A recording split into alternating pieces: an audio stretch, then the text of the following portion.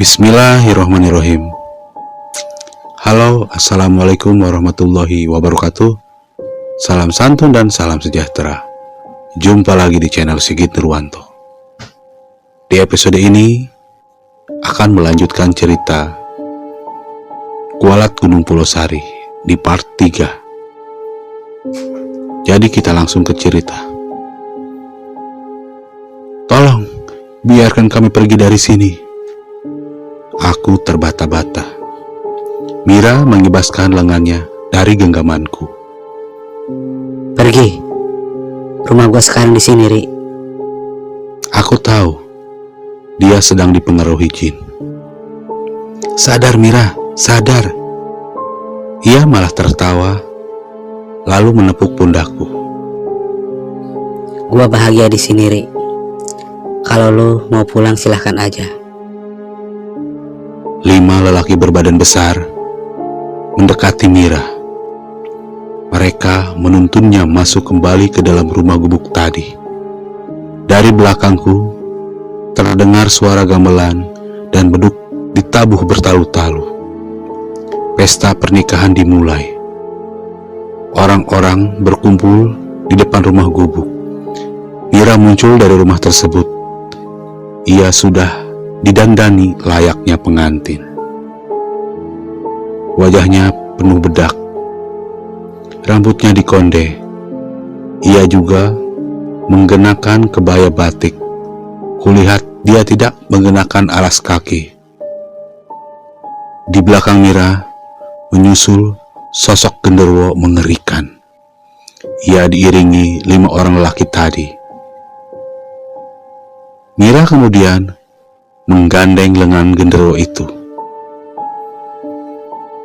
Rombongan itu berjalan sambil menyanyikan tembang yang tak jelas. Aku bahkan tidak pernah mendengar tembang itu sebelumnya. Kuikuti rombongan itu dari belakang. Mira bergandengan dengan genderuwo. Ia terlihat sangat bahagia. Langkahnya anggun dan selalu tersenyum. Berbeda dengan genderuwo yang digandeng Mira. Makhluk itu sangat menjijikan. Ia terus mengeluarkan air liur yang membasahi bulu-bulu hitamnya. Tidak lama kemudian, rombongan berhenti di Curug Putri. Semua orang duduk sila kecuali Mira dan genderuwo. Aku bersembunyi di balik batang pohon, menyaksikan resepsi pernikahan gaib itu. Sangat berbahaya kalau aku mengacaukannya. Bisa-bisa aku mati dibunuh mereka. Entah ritual pernikahan macam apa itu, tanpa ada penghulu ataupun pendeta yang menikahkan mereka. Aku mual saat Mira mencium genderuwo tersebut yang mulutnya penuh dengan air liur. Setelah itu, Mira menatap ke arahku. Kedua matanya merah menyala. Aku segera kabur dari sana. Aku harus segera pulang. Aku harus segera pulang dan mencari bantuan untuk menyelamatkan Mira. Dari Curug Putri, kususuri jalan setapak yang merupakan satu-satunya jalur pulang. Kupercepat langkah. Sesekali kakiku tergelincir karena menginjak bebatuan licin yang berlumut. Lalu, cahaya senterku menyinari sosok lelaki yang sedang duduk di tengah jalan. Semakin dekat, semakin jelas. Terlihat kalau itu adalah Ricky. Aku menghembuskan nafas lega. Dia terlihat sedang sibuk membetulkan sesuatu. Rick, kemana aja lu? Ninggalin gue sendirian. Rick, gue cari-cari dari tadi. Ricky menoleh ke arahku. Gawat, Rick. Si Mira nikah sama genderuwo. Kita harus cari bantuan buat tolong dia. Ricky malah tertawa. Ada-ada aja lu. Masa nikah sama genderuwo? Ia kembali membetulkan kompasnya yang tampaknya sedang rusak. Serius, Rick, gue lihat sendiri. Lebih baik kita pergi dari sini sekarang. Nanti di kampung kita cari orang pintar buat bantu Mira. Ya, kita pulang sekarang. Ricky bangkit dan meraih kembali senternya. Jangan terburu-buru, Rick. Nanti kita terpisah lagi, kataku. Kali ini, aku yang jalan paling depan, sementara Ricky di belakangku. Semakin lama, aku merasa ada yang aneh dengan Ricky.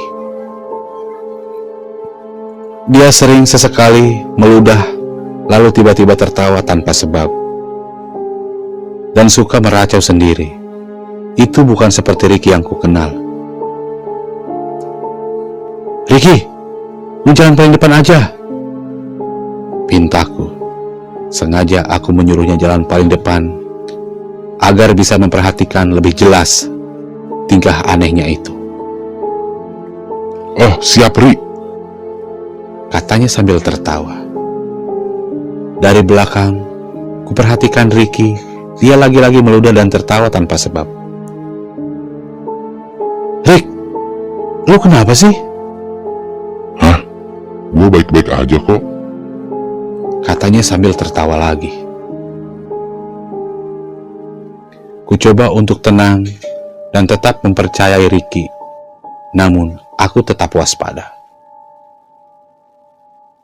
Sialnya, 3 hari sudah kami menyusuri jalan setapak itu, tapi tak kunjung sampai ke perkampungan warga. Aku malah merasa semakin tersesat di gunung ini. Persediaan makanan sudah habis. Wajahku pucat, berantakan. Tidak kulihat wajah cemas sedikit pun pada Ricky. Ia terlihat tenang seperti tidak ada masalah apapun. Ini malam ketigaku di Gunung Pulau Sari. Ricky yang selama ini aku anggap pemimpin regu, yang perkataannya selalu kuturuti dan kuikuti, sekarang aku mulai ragu padanya. Dia bukan lagi Ricky yang kukenal. Tingkahnya aneh. Ia selalu bilang kalau perkampungan warga sudah dekat. Nyatanya, kami tidak pernah sampai ke sana. Aku masih di tengah hutan, gelap dan penuh suara dengkuran babi. Belum lagi bola api di langit yang belakangan ini mengikutiku. Kata Ricky itu adalah Ocos, salah satu makhluk gaib penghuni Gunung Pulau Sari. Di tengah perjalanan, aku menoleh ke sebuah pohon. Ada yang aneh di sana. Tampak Ellie sedang berdiri di atas dedahan pohon. Wajahnya penuh darah. Ia melambaikan tangan padaku. Wajahnya meringis seperti sedang kesakitan. Ellie! Aku menyipitkan mata. Rick, itu si Ellie. Kutepuk pundak Ricky. Dia berhenti lalu melihat ke arah pohon yang kutunjuk. Mana? Nggak ada. Timpal Ricky sambil tertawa cengengesan. Ellie memang menghilang dari dahan pepohonan itu. Tapi, aku melihatnya di antara semak-semak. Ia lari menjauh dari kami. Kuarahkan cahaya senter ke tempat yang lebih jauh. Namun, dia sudah menghilang. Kami lalu melanjutkan kembali perjalanan pulang.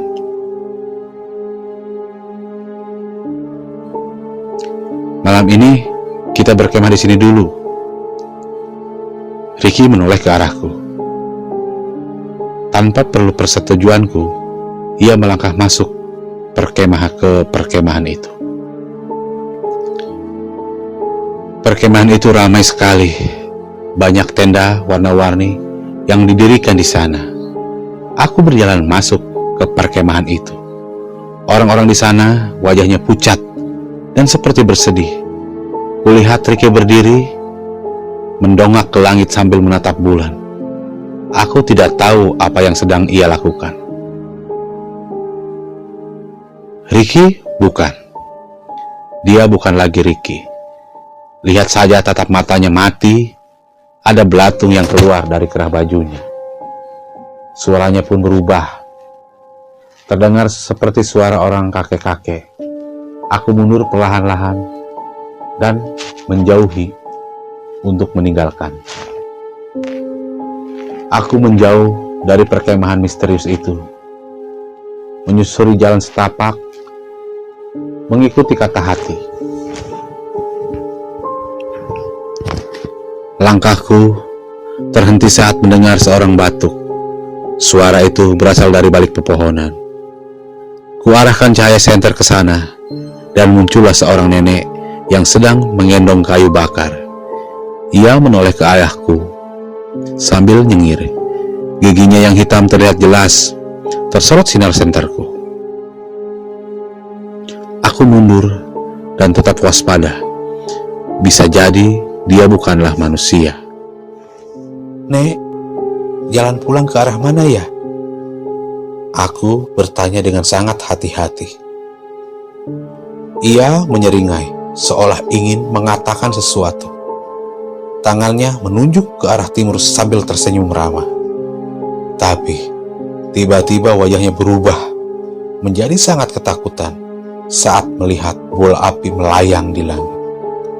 Anjas, Anjas, Katanya terbata-bata. Dia sangat panik. Nenek itu lalu melihat lagi ke arahku. Kali ini dia mendekat. Langkahnya berat karena punggungnya menggendong kayu bakar. ikut, itu Anjas. Dia selalu terbata-bata.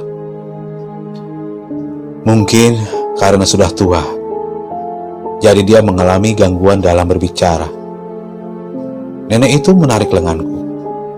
Sepertinya dia mau membawaku ke suatu tempat. Sesekali dia mendongak ke arah langit, melihat ke arah bola api yang terus mengikutiku. Kita mau kemana, Nek? Sana, ke sana, ke rumah. Katanya sambil menepuk dadanya sendiri. Aku tahu, mungkin aku akan dibawa ke rumahnya. Aku rasa nenek ini bukan jelmaan jin. Tidak ada tampangnya orang jahat di wajahnya. Lagi pula, kejahatan apa yang bisa dilakukan seorang nenek seperti dia? Lebih baik aku tidak lagi mencurigainya. Siapa tahu dia bisa menolongku. Tidak lama kemudian, aku tiba di sebuah rumah panggung. Rumah itu terlihat lebih rapi daripada gubuk yang kutemui beberapa hari yang lalu. Ada 2 jendela kaca di bagian depannya. Aku tidak menyangka ada sebuah rumah di tengah hutan seperti ini. Cahaya temaram dari lampu canting terlihat dari jendela itu. Si nenek mengetuk pintu tersebut. Terdengar derit langkah kaki mendekat. Gagang pintu bergerak, pintu pun terbuka. Seorang lelaki tua mengenakan jaket hitam dan sarung berdiri di hadapanku. Siapa ini? Tanya kakek itu sambil menunjuk ke wajahku. Orang nyasar. Kata si nenek. Ngapain bawa orang nyasar ke sini, Sapina? Kakek itu terlihat kesal. Si nenek menunjuk ke langit. Anjas, ada tuh. Si kakek sontak mendongak ke langit. Dan dia pun terkejut saat melihat bola api mengambang di atas sana. Ayo cepat masuk. Pinta si kakek. Aku dan nenek buru-buru masuk ke dalam rumah. Kayu bakar diletakkan begitu saja di halaman rumah. Pintu dikunci rapat, tirai jendela ditutup. Aku dibawa masuk ke dalam kamar si kakek. Kamar itu bau tembakau kering. Mungkin si kakek menyimpan tembakau di kamarnya. Ada lampu cantik yang digantungkan di dinding.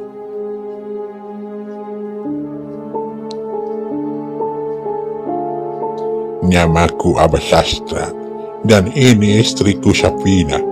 Apa yang terjadi sampai-sampai kamu bisa diikuti Oncos, ha? Namaku Ori, Bah.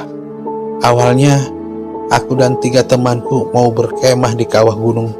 Tapi di perjalanan satu persatu temanku hilang. Mereka semua digondol jin. Abah Sastra menggelengkan kepala. Apa kesalahan kalian? Teman saya mengotori Curug Putri dengan darah menstruasinya, kataku. Abah Sastra terlihat sangat terkejut mendengar penjelasan. Gawat, itu gawat. Kamu tahu, sudah berpuluh-puluh tahun Pulau Sari aman dan tidak ada korban jiwa satupun. Gara-gara temanmu, bisa jadi para pendaki lain juga ikut celaka. Abah Sastra marah. Urat lehernya sampai menonjol. Apa yang harus aku lakukan, Bah? Sulit, ini sulit. Ia menoleh kepada si nenek. Antar aku pulang saja, Bah. Tolong aku, Kamu tidak bisa pulang. katanya sambil menatapku dengan tatapan cemas. Kenapa, Bah? Karena kamu sudah menjadi milik mereka. Mereka? Aku mengerutkan dahi. Iya, para jin penghuni gunung ini. Perkataan Abah Sastra membuatku sangat terkejut. Tapi, kata Pak Jaro, aku dan teman-temanku masih bisa diselamatkan. Dia bohong. Tidak ada yang bisa selamat dari kualat Gunung Pulau Sari. Dia pasti sengaja menyerahkan kalian pada para jin gunung ini agar pendaki yang lain bisa selamat. Itu kesalahan kalian, dan kalian harus tanggung sendiri akibatnya. Tambahnya. Aku tertunduk lesu. Jujur, aku tidak mau mati di gunung ini. Tanpa kusadari, air mataku menetes. Aku menangis karena takut. Masih banyak hal yang ingin aku lakukan, dan aku tidak mau mati konyol seperti ini. Sudah, jangan nangis. Abah Sastra menepuk pundakku. Tolong antarkan aku pulang, Bah. Aku mohon. Dari jendela kamar muncul bayangan bola api melintas. Dia benar-benar mengincarku. Abah Sastra dan istrinya terkejut. Mereka bergidik, ngeri saat menyaksikan bola api itu melintas di jendela kamar mereka. Kau harus pergi dari sini sekarang. Abah Sastra mengusirku. Jangan. Si nenek memegang pundakku. Dia sepertinya akan membelaku.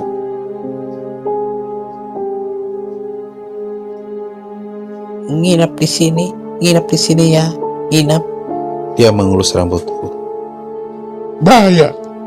Sapina, kita tidak bisa mati dibunuh Oncos. Abah Sastra membentak. Dia membuka pintu kamar. Dia lalu menyuruhku untuk pergi dari rumahnya. Aku tetap tidak beranjak sebab aku tahu di luar sana lebih berbahaya. Bah, boleh aku menginap dulu di sini?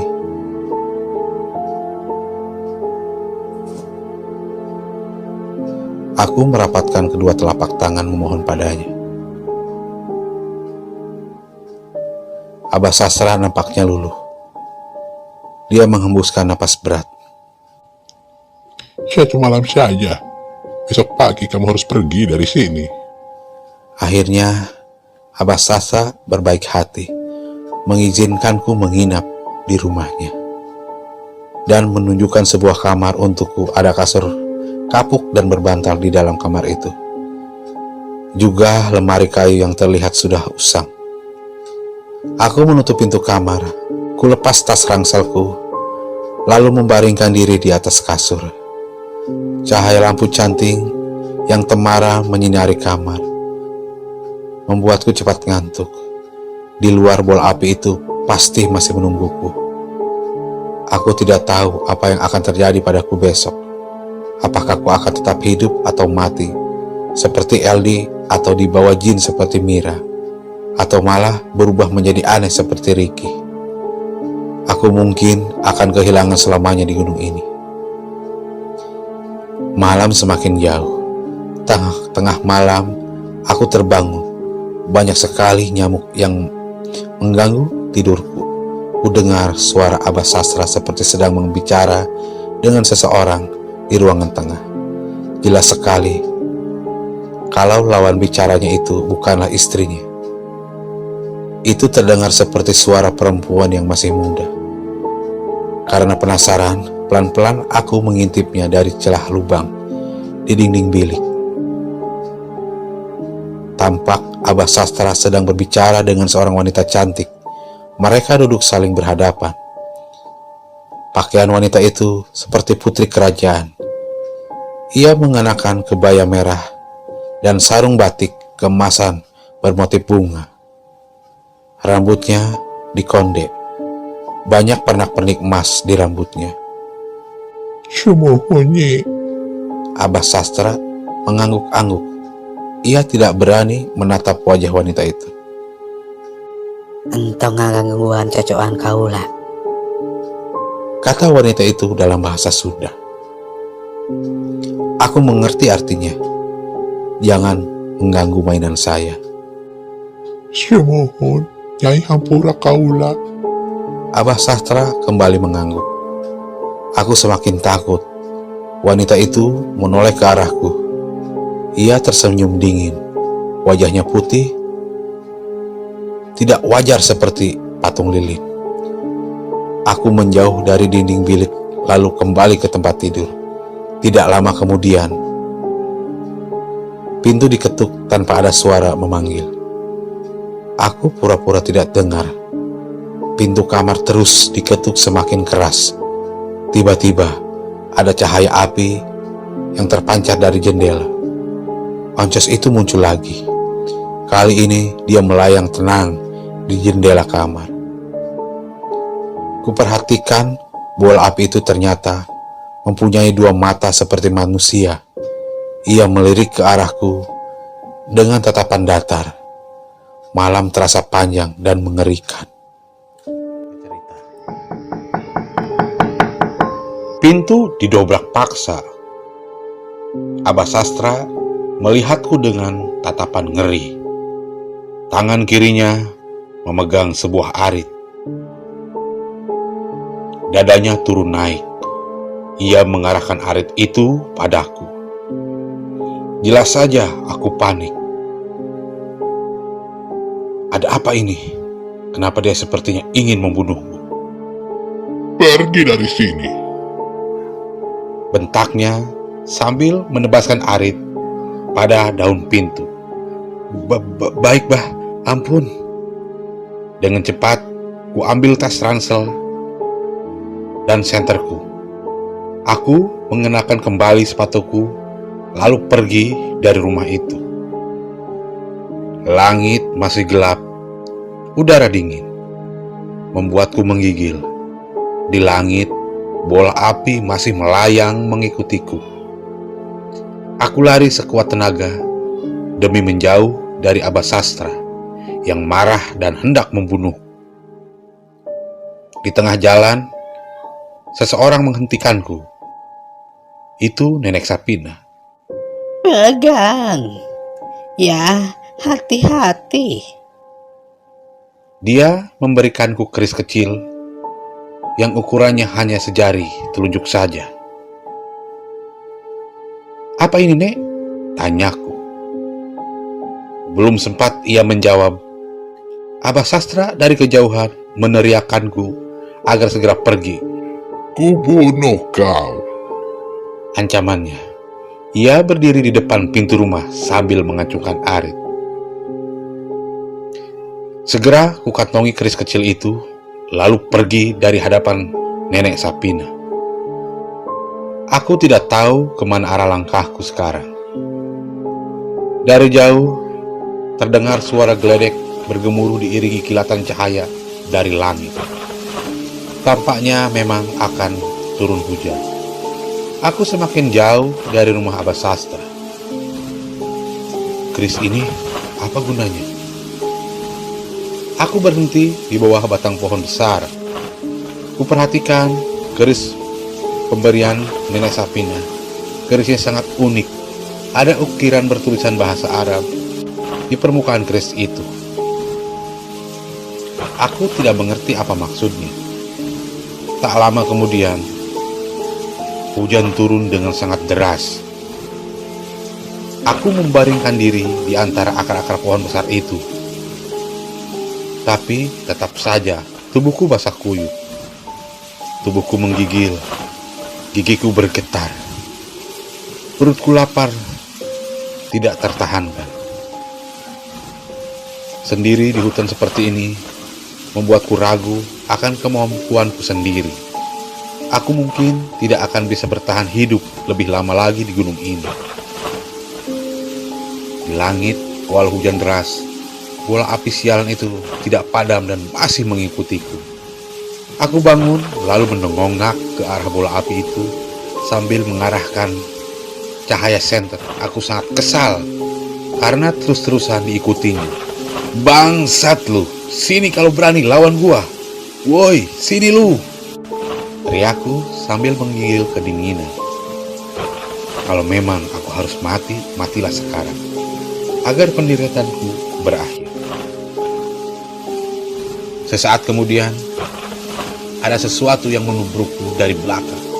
Tubuhku terpelanting, senterku jauh, dan masuk ke semak-semak. Aku meringis kesakitan. Tubuhku terasa remuk. Kuperhatikan objek yang barusan menubrukku. Objek itu terlihat samar. Kuraih kembali senterku, lalu kuarahkan cahayanya ke objek tersebut. Itu ternyata hanya babi hutan. Saat hendak bangun kembali, ternyata betisku robek. Pasti karena hantaman taring babi itu.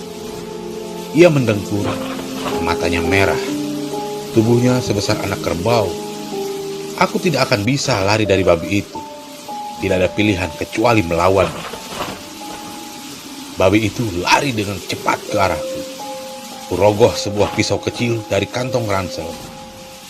Tubuhku diseruduk sampai terseret beberapa meter ke belakang. Kupegang erat-erat kepala babi itu, lalu menebaskan pisau ke punggungnya. Babi melenguh. Ia mengibaskan kepalanya, membuat tubuhku terpental jauh hingga membentur batang pohon. Kulit babi itu terlalu keras. Pisauku hanya bisa memberiku luka kecil di punggungnya. Darah mengalir dari punggung babi itu, tapi dia sepertinya tidak menyerah untuk kembali menyerangku. Dengan dengkurannya yang mengerikan, dia lagi-lagi berlari ke arahku. Aku melompat dan berhasil menangkap tubuhnya. Babi itu mengamuk. Ia lari sembarang arah, sedangkan aku berpegang erat di atas punggungnya. Kutusuk punggungnya berkali-kali dengan pisau, tapi pisauku malah patah. Tanganku refleks merogoh keris kecil dari dalam kantong celana. Maksudku ingin kutusukkan keris itu ke mata si babi, biar dia tewas. Ajaibnya, baru saja kuarahkan keris itu kepada kepala babi, tiba-tiba tubuhku terpental. Babi itu juga tersungkur ke semak-semak. Ia pun mati begitu saja. Napasku terengah-engah. Aku menoleh ke arah kanan. Di antara derasnya tetesan hujan, ada seorang wanita berpakaian seperti putri kerajaan berdiri di depan pohon besar. Aku masih ingat wajahnya. Dia wanita yang berbicara dengan Abah Sastra. Apa maumu? Bangsat, keluarkan aku dari gunung ini. Dengan sisa-sisa tenaga yang ada, aku lari ke arah wanita itu, mencoba untuk menyerangnya dengan keris kecil. Yang terjadi selanjutnya benar-benar di luar perkiraan. Seharusnya aku tidak menyerang wanita itu.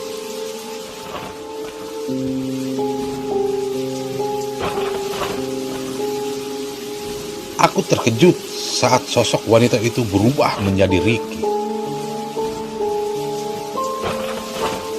Kerisku terlanjur menusuk tenggorokannya. Mata Ricky melotot. Kacamatanya jatuh. Kedua tangannya bergetar seperti kecoa yang sedang sekarat. Kucabut kembali keris yang panjangnya hanya setunjuk orang dewasa itu. Darah muncrat dari lubang dari bekas tertancapnya keris. Aku berteriak sambil menahan tubuh Ricky yang lunglai. Ricky! Ricky! Ricky! Kututup luka yang masih terus mengeluarkan darah dengan sapu tangan. Ia sekarat, matanya menatap seperti ada hal yang ingin ia ucapkan, tapi tertahan di tenggorokannya. Maafin gua, Ri. Pulanglah. Dia berbicara. Sesaat kemudian, matanya tertutup. Aku tidak lagi merasakan detak jantungnya. Aku menangis. Rasanya ingin sekali aku bunuh diri saat itu juga. Aku tidak sanggup lagi untuk bertahan di gunung seperti ini. Kejadian demi kejadian yang aku alami semakin aneh dan tragis. Hujan tidak kunjung reda. Aku bangkit lalu merogoh sebuah tali dari dalam tas ranselku. Kuikatkan tali itu ke tubuh Ricky. Aku harus membawa pulang jasad Ricky. 2 hari berlalu. Aku seperti berputar-putar saja di kawasan gunung ini. Selama 2 hari ini, aku makan belalang panggang. Koloni belalang itu kutemukan di tengah perjalananku. Yang menjadi masalah saat ini adalah jasad Ricky yang semakin membusuk tubuhnya, mengeluarkan bau yang begitu menyengat. Aku berhenti di tengah jalan setapak. Aku rogoh botol air minum dari dalam tas yang sempat kuisi saat turun hujan. Aku meneguk air itu. Aku menoleh ke jasad Ricky. Dalam kondisi seperti ini, tidak mungkin aku bisa membawanya pulang. Menguburkan jasad Ricky bisa jadi jalan terbaik. Kulepaskan tali yang mengikat tubuhnya. Aku lalu mencari permukaan tanah yang lembab sehingga mudah untuk digali. Dengan susah payah, aku menggali tanah itu menggunakan sebuah batang kayu sebesar lengan orang dewasa yang telah kuruncingkan ujungnya. Aku tidak mampu menggali tanah itu terlalu dalam, asal bisa menimbun jasad Ricky itu sudah cukup. Setelah berhasil menguburnya, kutancapkan batang kayu sebagai penanda kuburannya. Kemudian aku berdoa untuk Ricky. Malam kembali jatuh. Aku masih menyusuri jalan setapak yang seolah tidak berujung. Mira dan Ellie tidak lagi muncul, sementara bola api masih melayang mengikutiku kemanapun aku pergi. Tak lama kemudian, aku mencium bau kayu kering yang dibakar. Dari jauh terlihat bayangan api unggun. Akhirnya, aku tersenyum bahagia. Tampaknya ada seseorang yang berkemah di sekitar sini. Kupercepat langkahku, menerjang semak-semak, tapi setibanya di sumber cahaya aku tidak melihat orang berkemah di sana. Itu lagi-lagi gubuk tua yang pernah kudatangi. Di depan gubuk itu ada api unggun yang menyala dan seorang lelaki yang sedang duduk sila menghadapi api tersebut. Aku mengenali lelaki itu. Dia Pak Jaro, si juru kunci Gunung Pulau Sari. Aku tidak tahu apa yang sedang ia lakukan. Kudekati dengan perlahan. Dia bangkit dari duduk silanya. Sebelum aku sempat menyapa, Pak Jaro menatapku dengan tatapan datar. Aku waspada. Tangan kananku bersiap memegang pisau. Kamu lihat apa yang sudah kau perbuat. Pak Jaro melangkah menuju gubuk. Dia menendang pintu gubuk itu. Betapa terkejutnya aku saat melihat Abah Sastra dan Nenek Sapinah tewas. Lehernya digantung, kedua matanya melotot, lidahnya terjulur. Aku tidak tahu apa yang sudah terjadi terhadap mereka berdua. Mereka mati karena mencoba menyelamatkanmu, Kata Pajaro. Lanjutnya, kau beruntung. Kau lahir malam Jumat. Jin di sini tidak bisa melukaimu. Tapi dia tidak akan membiarkan kau pergi dari gunung ini. mataku jeli memperhatikan gerakan tangan Pajaro yang perlahan merogoh sesuatu dari balik punggungnya. Aku mundur beberapa langkah. Benar saja, dia mengeluarkan golok. Aku harus membunuhmu dan menjadikanmu tumbal agar tidak ada lagi korban jiwa. Dua lelaki muncul dari belakang gubuk. Masing-masing dari mereka membawa tali. Aku langsung lari. Sekuat tenaga menjauh dari Pajaro. Mereka bertiga mengejarku. Kau harus mati. Teriak Pajaro dari belakang. Aku lari seperti babi hutan saja, menabrak apapun yang ada di hadapanku. Sesekali aku menoleh ke belakang. Cahaya senter Pajaro berayun-ayun semakin mendekat ke arahku. Sengaja kumatikan senterku agar tidak terlihat olehnya. Seandainya aku harus mati di gunung ini, aku tidak mau mati di tangan Pajaro.